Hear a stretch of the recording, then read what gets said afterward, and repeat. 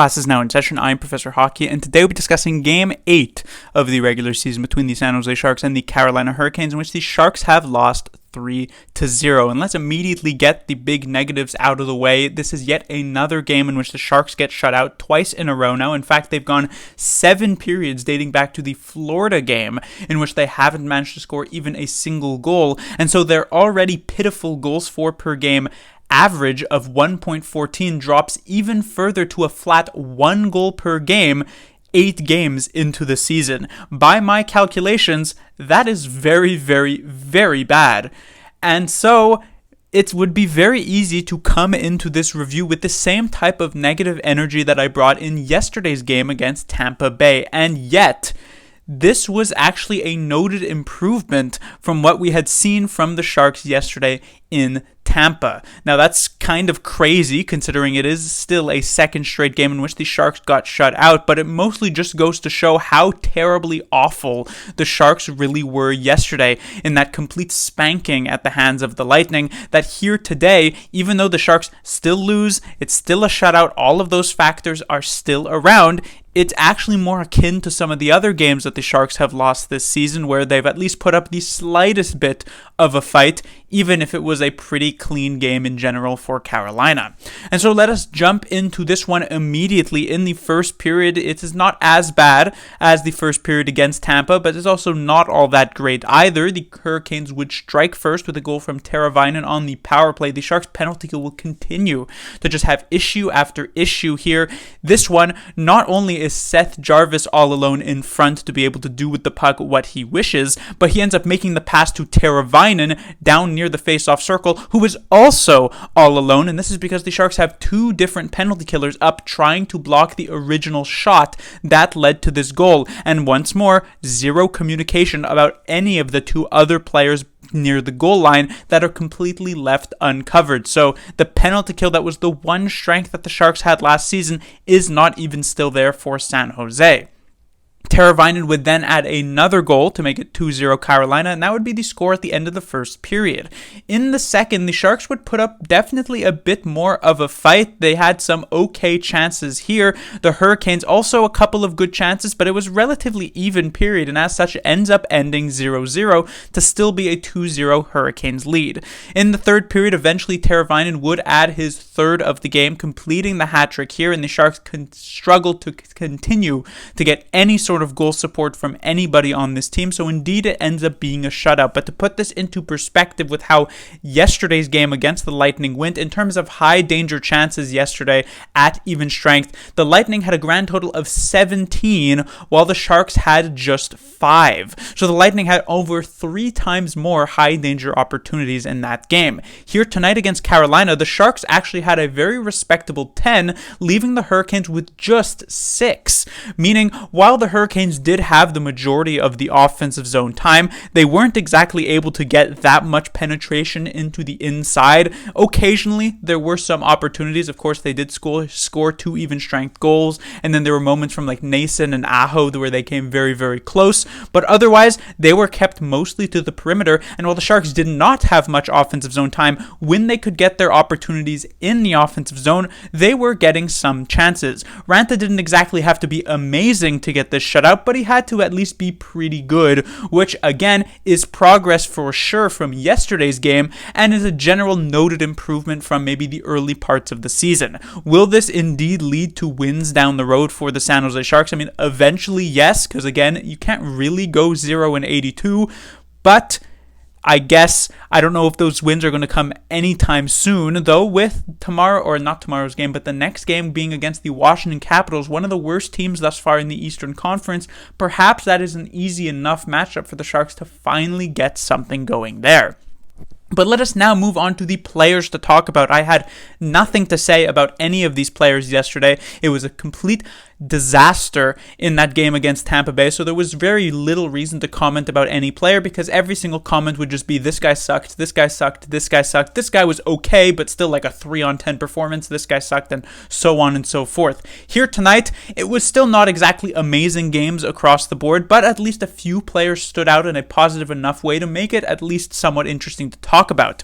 So let us indeed start with the first line, which did undergo a bit of a shakeup here. As we already knew, Barabanov was injured for last game, and the Sharks tried LeBanc with Hertl and Duclair. That seemingly did not work out, clearly, and as such, they decided to make a small change as well, leaving Hertl and Duclair together, but putting Zetterlund with them. Zetterlund was in fact one of the half-decent players from the last game, one of those 3-on-10s that I talked about, so he gets bumped up to the top line, and, well, doesn't exactly do much. I thought Duclair in particular from this top line actually did look pretty decent at the start of this game. In the first period, he was one of the only players, along with William Eklund, who I will get to a bit later, who actually was generating some decent looks in the offensive zone. But as this game wore on, that kind of disappeared. He faded into the background a bit, so that was slightly disappointing to see.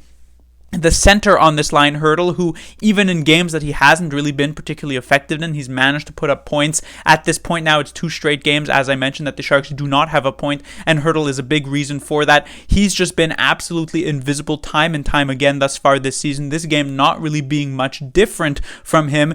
In the defensive zone, he was playing okay, still the Sharks' best defensive zone center, but in the offensive zone, it feels as though there's just no real push from him. And then when it comes to the third player on this line, Zetterlund, as I mentioned, he gets bumped up here and, wasn't really as effective as he had been when he was further down the lineup, perhaps. That's attributed to the level of competition rising, him now finding himself on this top line with indeed Hertl, who finds himself likely playing against top competition on the opposing teams. So it's a bit of an awkward spot for Zetterlund. I'd like to see him kept back into those bottom 2 lines. I'd say the middle 2 lines, line 2 and line 3, instead of on this top line. But at this point, with the Sharks having so many injuries, perhaps you don't really have any better options. When it comes to the second line, we have Eklund, Sturm, and Luke Kunin. And I must, of course, first talk about William Eklund, who was definitely the Sharks' best forward on the night.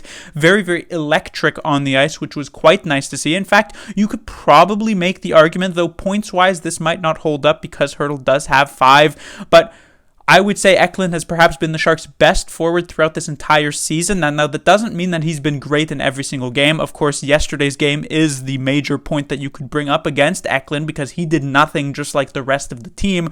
But you could tell immediately that he was on his game tonight with just his first couple of shifts, immediately setting up some great plays for both Sturm and Luke Kunin. While this didn't end up leading to goals, it is just a matter of time before, I guess, the dam breaks a bit, and at least a couple of goals here or there begin to be picked up, because again, Eklund is making a lot of things happen in those few chances that the Sharks do get in the offensive zone. There just isn't really much capitalization on those opportunities, and that actually brings the conversation to Luke Kunin, who has frequently at times this season been paired with William Eklund, and that pairing has kind of been like 80% good in that Eklund is able to find Luke Kunin for some great opportunities, and credit does have to go to Kunin for being able to get in the position to get this opportunities. But I've mentioned time and time again in the past that eventually you do actually have to score on those chances that are set up for you, and you do have to start getting some fault for not being able to score on those chances that Eklund is setting up so beautifully for him.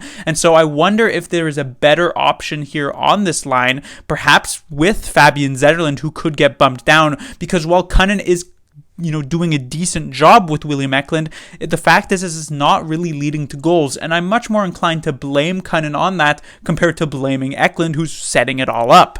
And then the final player on this line was Nico Sturm, who I thought also had a very good game. Certainly not the creativity level of Eklund, but he definitely did a much better job in actually working the puck around the offensive zone with Eklund compared to Kunin, who was kind of more so that stagnant finishing piece of the trio line. So at the moment, with all these injuries, Nico Sturm isn't really a second line center. You'd rather him on the third line, if not at best the fourth line. But as a second line piece working with William Eklund, things have been doing quite well, I guess, in terms of chances. And again, maybe the goals will eventually come because of it. When it comes to the third line, we have Zadina, Peterson, and Hoffman here. This line, it didn't really do much. Hoffman, I think, had one good chance in this game where he hits the post. Peterson also had one good chance in this game in the third period. Otherwise, this line was practically invisible, not really generating much. I mean, it's kind of been a theme for these players through these past few games. Peterson, ever since he's been in the lineup thus far this season, he hasn't really done a ton, except for the occasional time where Eklund is really just setting things up for him. Mike Hoffman, while I felt as though he's been a solid all-around player for the San Jose Sharks, he is a scorer. He's not scoring. Put two and two together there, and you're not really getting an effective player, so that's something. And then when it comes to Filip Zadina, even though he had the strong start, once moved down the lineup for better or for worse, he hasn't really been doing anything in this bottom six. He was the type of player who I do look towards as perhaps getting bumped up just to try and energize him a bit. So for instance, Eklund and Sturm could perhaps be placed with William Eklund or with Filip Zadina next game, and I think that might be a more interesting look than having Luke Cunnin just fail to bury on the chances given to him. So I think that could be a good choice, but I don't know if David Quinn would be willing to go for it. And then when it comes to the fourth line, this is where we had our one actual lineup substitution at forward. You see, David Quinn took a long, hard look at how that Lightning game went, and through all of the disaster, he somehow came to the conclusion that the one major issue for the San Jose Sharks in that game was Thomas Bordeleau. Yes, every other player was also extremely bad in that game, but Bordeleau was truly the root cause of it all, and so he gets benched for tonight's game in the back-to-back, and Ryan Carpenter gets called up. And if there's one thing I will say about Carpenter is that defensively, I don't think he was all that bad. I thought he did an okay job, not exactly better than Thomas Bordeleau, but sort of in the same type of role. But in terms of an offensive standpoint, where you would think the Sharks would need as much help as possible, considering they have a league worst and just general, historically worst goals for per game of 1.0, you would want to keep the more offensively inclined Bordeleau in the lineup, but here we are with Ryan Carpenter. On the offensive side, he doesn't do much, and so we'll see what happens on Sunday with that lineup choice.